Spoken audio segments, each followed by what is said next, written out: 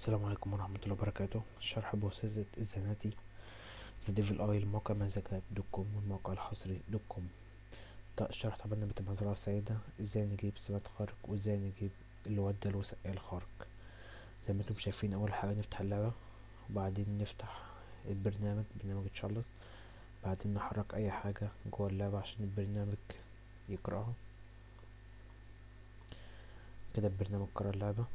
نيجي على فولدر اللعبة نفتحه، نقف على الجيت نعمل بريك بوينت للعبة، وبعدين نحرد تسع اللي هي تراب دي، نعمل 9. بعدين نتك على المتجر، نجيب اللي هو بذور، نجيب برسيم، نخلي برضو عدد الوظائف نخليها 9 ونزرع. طبعا فتح لنا دي edit request amf q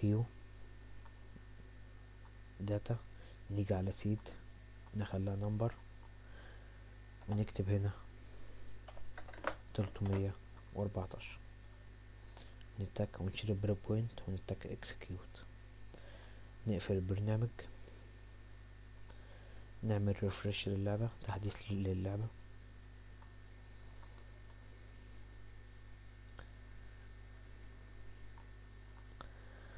زي ما انتم شايفين جا كده السماد الخارق. دي اول حاجة.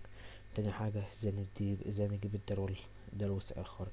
اول حاجة برضو نزرع تسعة 9 تراب كده، تعمله. وبعدين آه، نفتح برنامج تشارلز،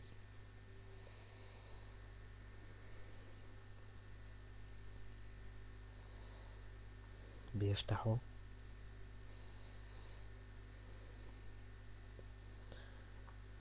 نحرك اي حاجة في اللعبة عشان البرنامج يقرأها. كده البرنامج قرأ اللعبة. نشيل البريك بوينت القديم ونعمل بريك بوينت من تاني. نجيب المتجر بذور وليكن قمح، نخلي دي 9، نزرع.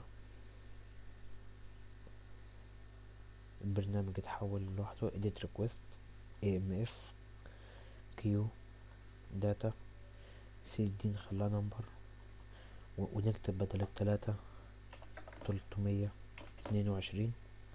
نشيل البريك بوينت، نتك execute، نتأكد ان هنا جت علامة الايه، نقفل البرنامج، نعمل تحديث للعبة.